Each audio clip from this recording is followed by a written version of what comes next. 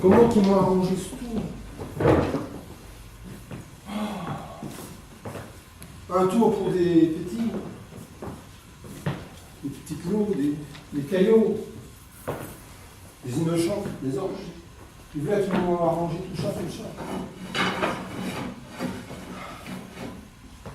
Ah là là. Bon bah, j'allons réparer.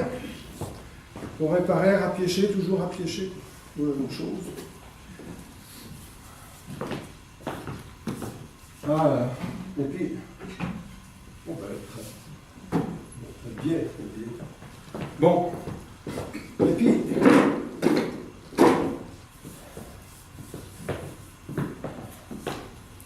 c'est pas tout ça, mais faut que je vous dise. Un peu délicat à dire, mais vous faites ça. Ben, ils ne donnent rien. Les bonnes sœurs disent que bon Dieu me le rendra. Ben, sûr. Enfin, sûr, il verra bien. Bon, en tout cas, j'attends. Et on voit bien qu'elles font des becs à nourrir le souhait en rentrant à la maison. Ouais. Enfin. Bon, ben, j'allons réparer ça. Voilà. Et puis, avec cette pluie, là, le vent, le bois est sec, la chaleur, la pluie, le grésil, le gelé, les giboulées, et que le bois il joue. Et puis, le bois il joue, et puis les tours, il a trop d'usage. À ce que fait, il sert plusieurs fois par jour. Alors ça use. Ah oui, ça use. Bon. On pourrait-il pas faire quelque chose?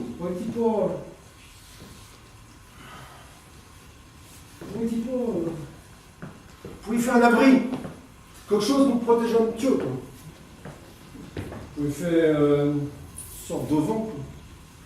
Ou une marquise, on pourrait faire une marquise, on fait des belles marquises. On fait une marquise en bois, ou alors on fait, un peu. Bon. Ben alors, vous pouvez faire tout, on en fait un autre. On pourrait en faire un autre, mais un solide. Broncaine. Là, elle ne piche pas. On pourrait en faire un ken, mais pas avec le lobier dans le ken. Non, du bon ken, le lobier, du verre, dedans. En cœur de ken. Un ken, le problème avec le ken chez nous, c'est que. Le ken, le problème, c'est que ça forge toujours un pied parce que. C'est un peu cher. Et puis, quand c'est chez nous, et ben. Ben, on pourrait faire on peut en faire un autre, un bon bois. On le fait en caténier. Caténier, un bon bois. Puis ça pourrait pas le caténier. Il faut une pied d'herbage avec. Dans l'herbe. L'herbe mouillée le matin. Pourrait pas. Et moi, je sais. Ouais. Et puis dedans, là. Ouais, tout dur, tout sec. Il faudrait faire quelque chose. Il faudrait. Pourrait-il pas émettre une paillage, des couchins, quelque chose de doux, ces petits. Parce que ces petits, souvent ils sont malades, ils sont fragiles. Même qui meurt après, donc on fait quelque chose. Oui, parce qu'elle est quand même pas normale. Oui, il faut rien. Mais tous leurs morts, ils me font faire des biocertelles. Ouais. Quand c'est tout le patron, la patronne, un grand play, une brûle, à penser à un grand couche, je dis, moi non. Mais il faut faire des biocertelles. Et il faut mettre des capitonnats, des garnitures, des satins, des crotons. Même coquefait. Il me faut mettre de la dentelle dans cette punitale. Puis là, rien. Non, pas normal, pas normal. Bon, enfin, comme ça. J'ai entendu dire que les petits Putain, j'ai entendu dire qu'ils vont peut-être acheter un autre. Ouais, un moderne. Ils vont peut-être acheter un autre, mais pas l'Ukraine. On va acheter un autre, peut-être en tôle. Non, en tôle. En zinc, comme de la gouttière, mais ça va être frais comme la mort, ça va être glacial. Bon, quand on fait. Faut pas rattraper trop les cendres. On rappellera ce là et puis on verra bien plus tard.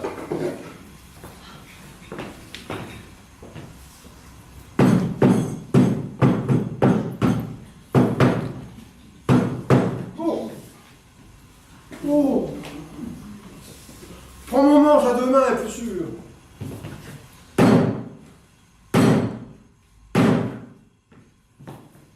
Bon, bah, tiendra bien comme tu veux.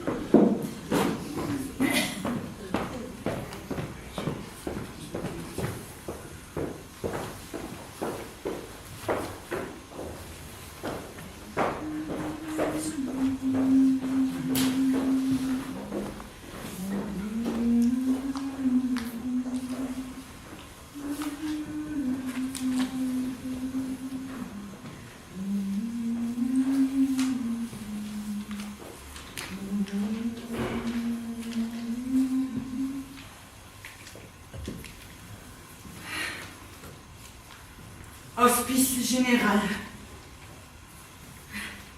Ce serait donc là. Oh mon Dieu! C'est cette affreuse boîte qui va me prendre mon enfant, mon tout petit, ma petite fille.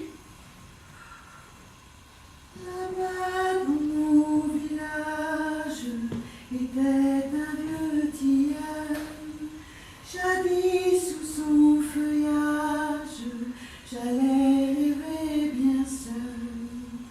J'avais sur son écorce gravé le tendre mot. Ce soir je suis en force pour supporter mes maux, pour supporter mes maux. Dors, dors mon enfant, dors ma jolie petite fille. Je vais te poser là tout doucement. Et quand tu te réveilleras, tu seras bien au chaud. On te donnera du bon lait. On te mettra de beaux langes. Et tu habiteras peut-être dans une grande maison, aussi grande que celle où je travaille.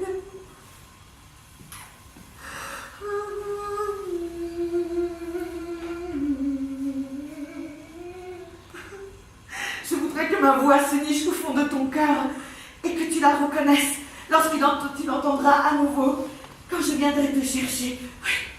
Si le bon Dieu m'accorde son aide.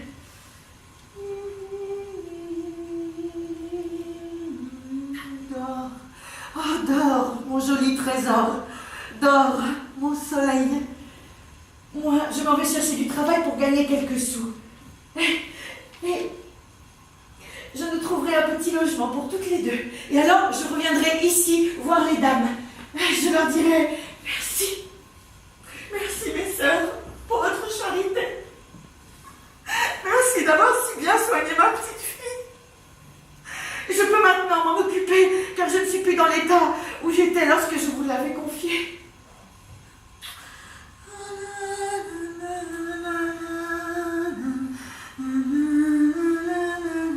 Dors, mon enfant. Dors. Moi, tu sais, je m'en retourne dans la remise pour me coucher là. Tu sais, la remise où on s'était cachés toutes les deux. Et si je rêve de mon Lucien, cette nuit comme toutes les autres nuits, je lui dirais de ne pas écouter ses vilains parents, de revenir vers moi et de réclamer sa jolie petite fille qu'il n'a pourtant jamais vue.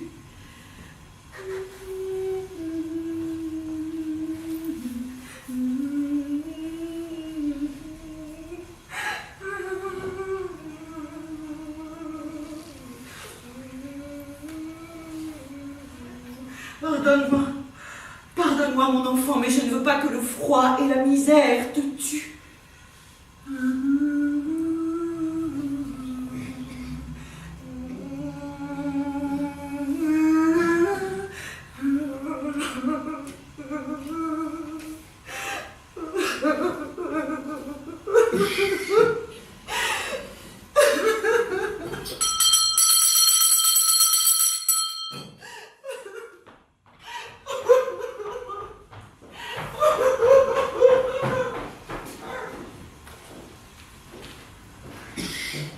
Le 27 février 1833, à 5 heures du soir, a été trouvé exposé à la porte de l'Hospice général de Rouen un enfant de sexe féminin, âgé de 9 jours, lequel était revêtu des effets ci-après, savoir un bonnet d'indienne, fond lilas à fleurs blanches, garni de linon doublé de toile blanche et bordé d'un ruban de velours noir.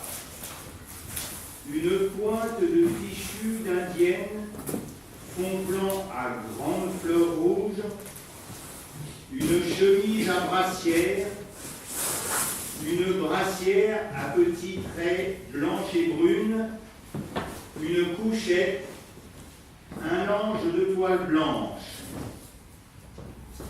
L'enfant présente une large tache ovale de couleur brune sur le bras gauche.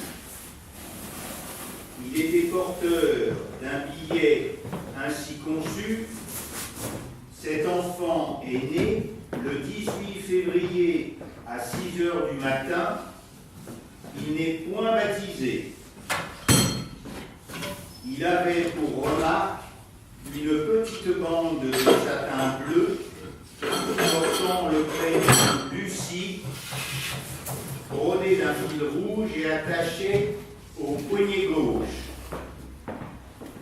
Cet enfant a été nommé au dit hospice Février Honorine et il lui a été donné un collier numéro 59, fait à Rouen les jours et ans susdits.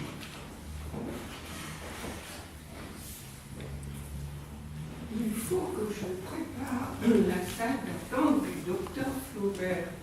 Il est parti, comme toujours, aux aurores, faire ses visites à domicile. Il ne devrait pas tarder à rentrer. Mon Dieu, dans quel état les patients ont laissé cette pièce? Ils viennent avec leur sac, leur panier, frottent leurs sabots tout crottés. Il a dû y avoir beaucoup de monde à la dernière consultation. C'est comme ça à chaque fois. Mais qu'est-ce que c'est que ce paquet?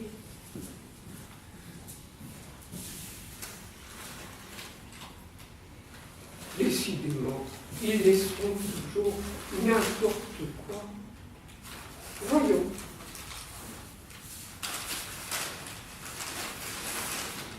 Il y a un mot. Cher monsieur le docteur, je n'ai pas voulu priver ce brave lièvre que je rencontrai hier du plaisir de figurer sur votre table. Je crois mettre le comble à ses vœux en vous l'offrant. Permettez au chasseur de joindre à la dépouille de sa victime ses plus respectueux hommages. Augustin Le Collet. Cela ne m'étonne pas. Le bon docteur est tellement apprécié. C'est grâce à lui si Hôtel-Dieu a une si bonne réputation. Il s'intéresse autant aux personnes qu'à leur maladie. La preuve, lors de l'épidémie de choléra morbus de l'année dernière. Et Dieu m'est témoin qu'elle fut terrible. Je le revois, infiniment dévoué, désintéressé, apitoyé par le malheur des pauvres et la misère humaine. Seigneur, quel souvenir! Les gémissements, les cris, les râles et le glas qui sonnaient continuellement. Cela a été une période période tragique. Mais voilà, Théodore, avec votre beau bouquet quotidien. Et oui, sœur Ernestine, aujourd'hui, Verlaine s'y connaît. Mais je vous entendais parler de l'horrible année passée. Annus horribilis, Théodore. Mais que dites-vous là, Anus? Quel vocabulaire choquant dans votre bouche. Je préfère vous entendre chanter les louanges de notre bon docteur. Mais je n'ai rien dit d'inconvenant. Je peux vous le démontrer in petto. Oh non, péto, ma sœur, mais ce n'est pas là un langage de religieuse. Mais arrêtez de m'interrompre à chaque instant. C'était du latin. Et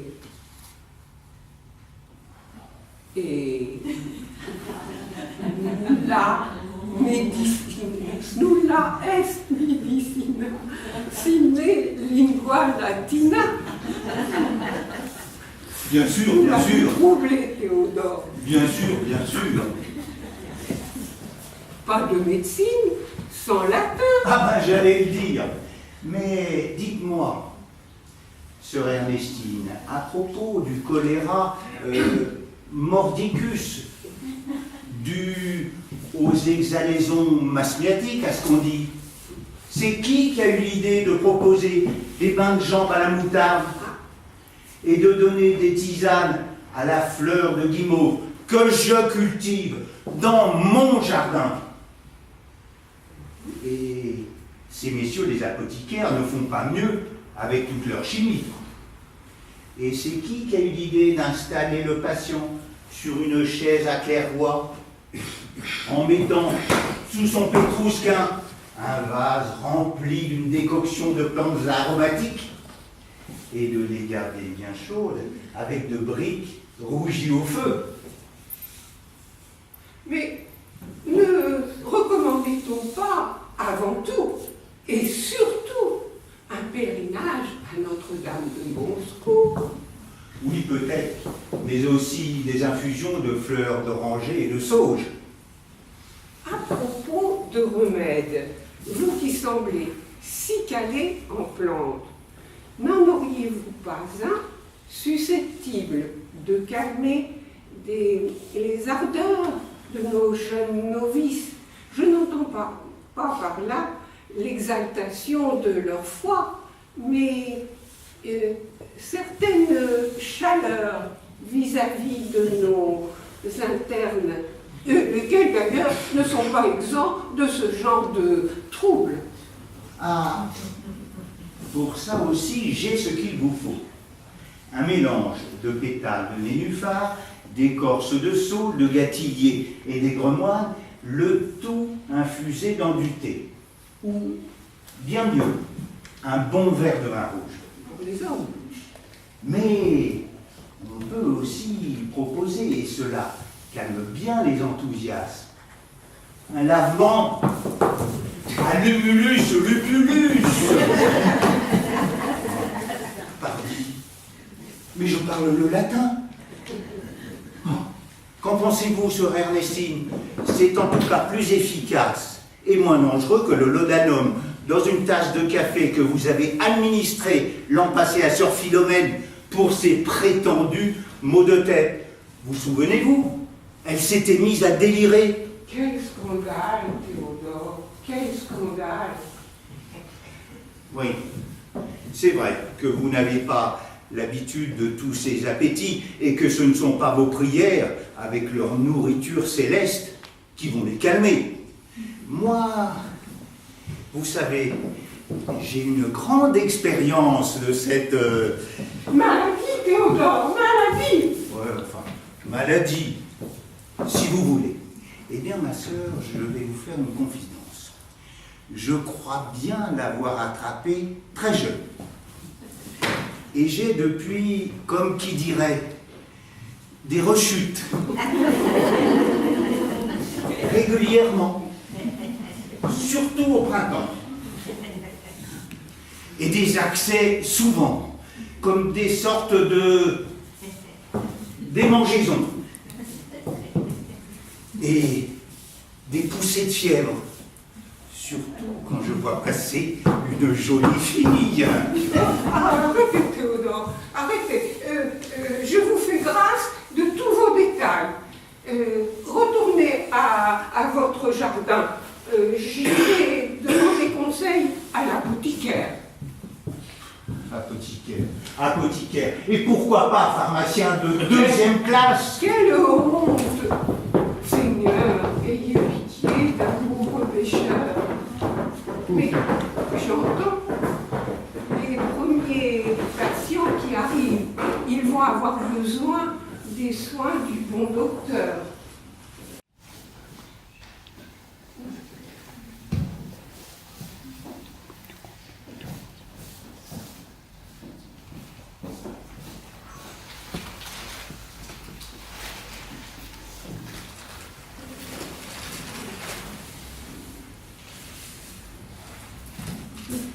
Cela me fera un bon souper.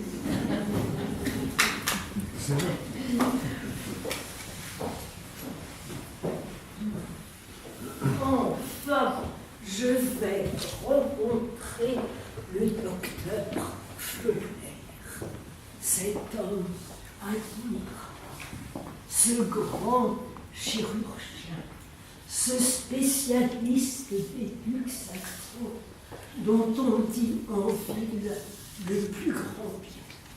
Sur le marché, j'ai même entendu parler d'une certaine Marie Auger opérée avec succès, d'une excroissance, d'une grosse excroissance. Ah, bonjour madame. Ah, bonjour docteur, je suis très honorée que vous acceptiez de vous pencher sur mon cas qui n'est pas simple. Je vous en prie, mais c'est que ce matin je suis assez pressé. Pressé, il faut pourtant bien que je vous explique. Alors voilà, docteur, cela commence par un manque d'appétit, et puis des courbatures, des bâillements, parfois même des bourdonnements d'oreilles, et puis une douleur. Là, non, là, une douleur lancinante qui s'installe et qui ne me quitte plus.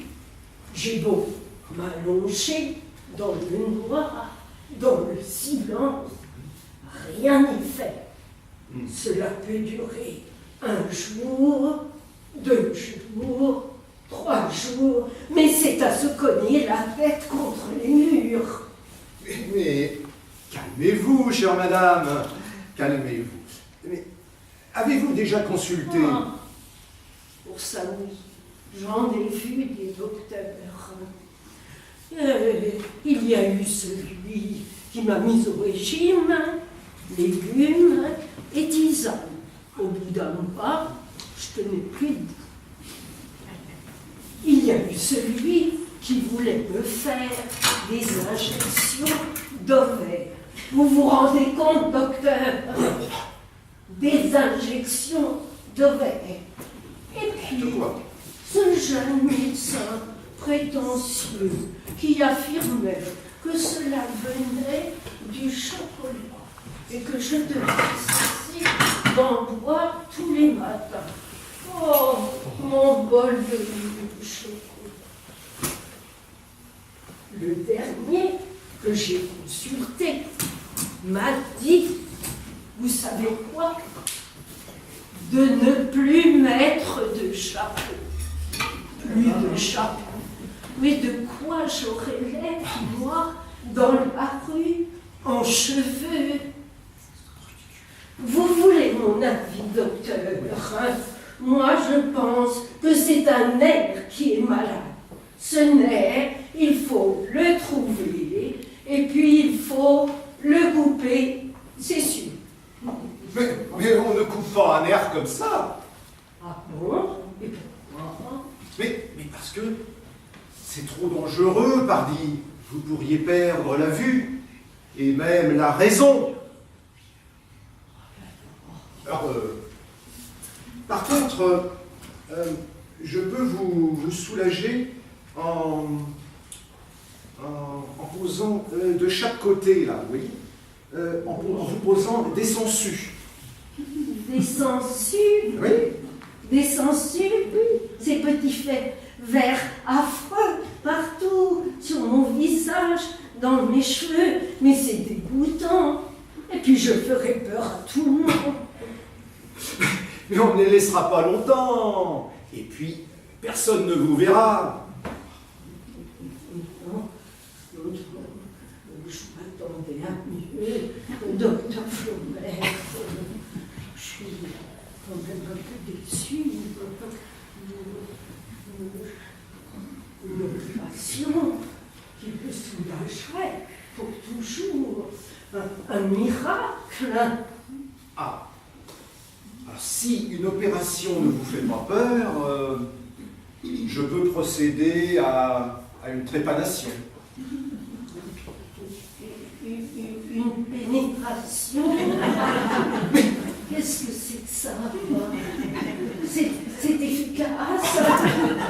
Une trépanation, madame, trépanation. Alors, pour cela, nous avons besoin d'un outil qu'on appelle un vilebrequin. Alors, justement, ça tombe bien, je viens d'en recevoir un de Paris, tout neuf, un vrai petit bijou. Ça ressemble un peu à l'outil qu'on utilise pour percer les murs, mais en plus petit, bien sûr. Ça doit faire mal. Évidemment, c'est un peu douloureux, mais que voulez-vous?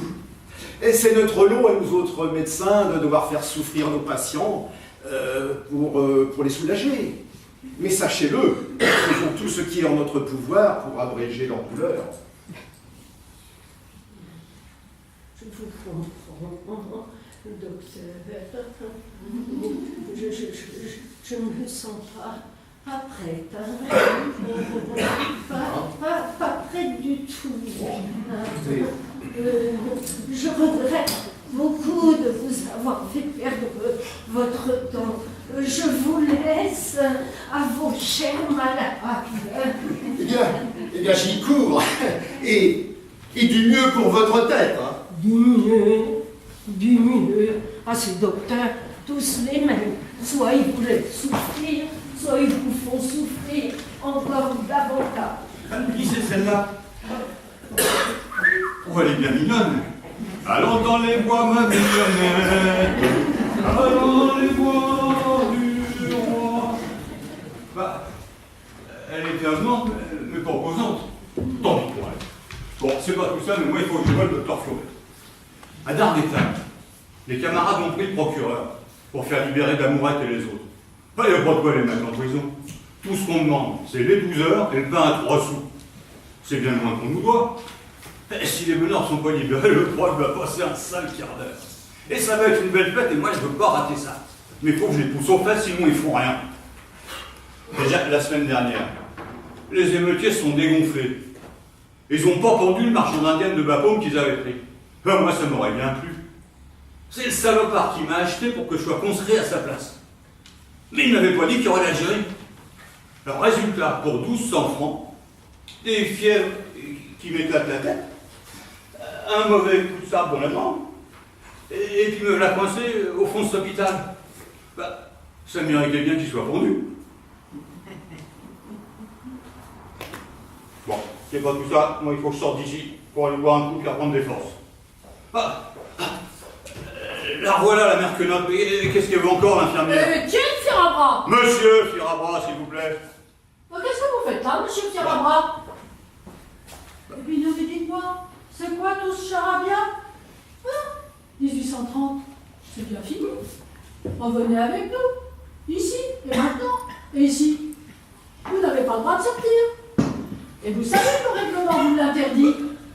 À table, avec la soupe au pois, vous avez déjà eu votre ration de vin, en plus de la bière et de la boisson. Et vous n'avez pas la liberté de sortir. Et surtout pas la liberté champ de foire aux poissons pour boire encore un coup. Bah, liberté, liberté, mais j'ai pas la liberté de pas boire. Moi, j'ai soif. Soif, vous m'entendez? Et puis votre piquette, c'est de la tisane, c'est du vin que je veux. Et dans un portinarier, c'est un devoir de boire du vin. Au bled, vous nous en donnez tant qu'on voulait. Et puis du vrai qui faisait ses 13 degrés.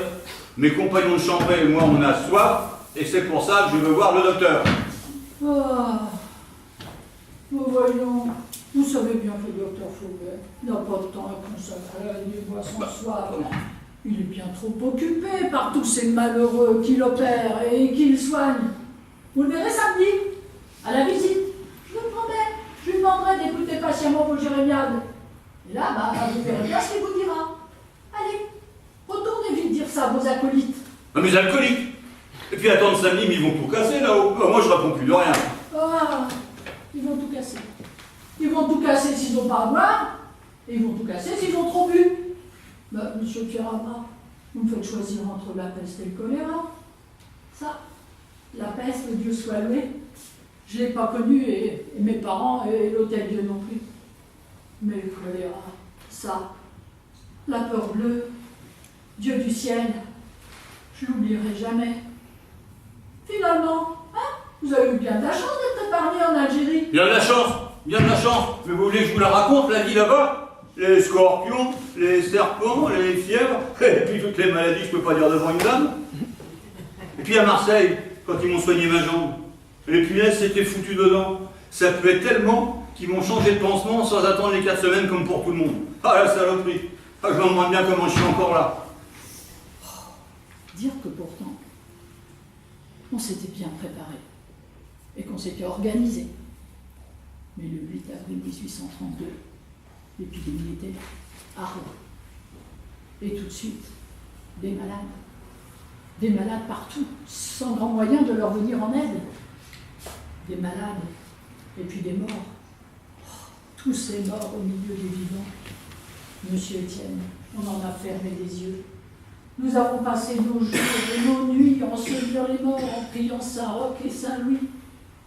Oh, tous ces morts, laissant les survivants plus misérables encore, si c'est possible. Ah bah c'est comme vous dites, mais c'est toujours nous autres, les plus fatigués, les plus mal nourris, c'est nous autres qu'on trinque. Mais oui, mais monsieur Étienne, vous et moi, on a vu tant de malheurs sans pouvoir les éviter. On va pas tout casser, ni même se fâcher pour un verre de vin. Allez, retournez dans votre salle. Ce soir, c'est promis, il y aura du vin. C'est entre nous et moi. Hein? Bon. Mais en fait, monsieur Étienne, maintenant qu'on n'est plus fâché, votre béquille, hein? Elle vous sert plus guère qu'à menacer ou à éviter les corvées. Alors, monsieur Étienne, si vous voulez du vin ce soir, hein, il faut travailler un peu pour la collectivité. Du bois pour le poêle. Et de l'eau. De l'eau? Oui, de l'eau pour la vie parquet. Ah. Bon, c'est entendu, monsieur Étienne? Quoi? C'est entendu? Ah là, ça recommence. Allez, Bon, c'est d'accord, mais alors du pinard tous les jours. allez,